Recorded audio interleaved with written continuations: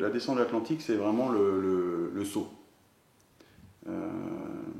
Donc il y a un terrain de jeu qu'on connaît qui est Ouessant, puis après le golfe de Gascogne qui est vraiment le jardin dans lequel on a tous grandi. Tout de suite après, les îles de Madère, donc on commence à rentrer dans un univers un petit peu plus d'îles et les Alizés. Et donc ça c'est la période finalement connue, la seule qu'on choisit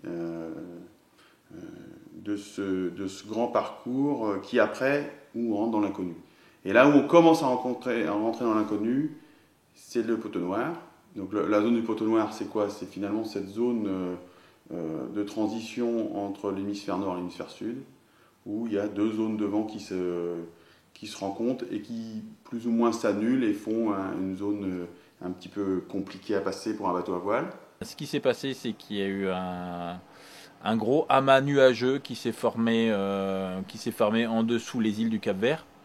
Une énorme tache nuageuse qui s'est mise juste devant la route de Thomas, complètement au travers de la route. Et c'est surtout une situation avec plein de grains extrêmement orageux qui ont complètement anéanti l'Alizé qui était tout juste établie. On a essayé de gérer au mieux la crise, mais c'est vrai que c'est une situation qui est quand même assez anormale et totalement exceptionnelle dans ce genre de conditions.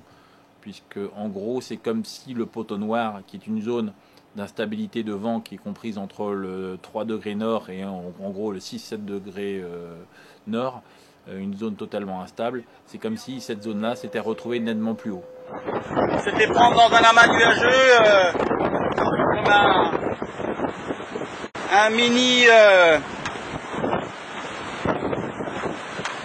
mini poteau noir. Beaucoup d'énergie, beaucoup de frustration, une énorme bagarre avec des grains énormes et ce matin, au lever du jour, je suis à peine sorti de cet enfer blanc. Pas mécontent d'en avoir décousu, assez fier de l'énergie que j'ai pu y mettre pour sortir de là. Voilà. Là c'est un peu plus l'été. Ça va vite, de nouveau. Face à la mer, c'est pas très confortable. Et le passage de l'équateur dans quelques heures. Même si ce ne sont pas des conditions exceptionnelles que Thomas devrait avoir a priori dans le sud, ce sont de bonnes conditions quand même. C'est-à-dire qu'il va avoir du vent tout le temps a priori jusqu'au cap de Bonne-Espérance. Même si la direction là n'est pas encore optimale, la force du vent permettra à Thomas d'arriver dans des temps relativement satisfaisants à Bonne-Espérance.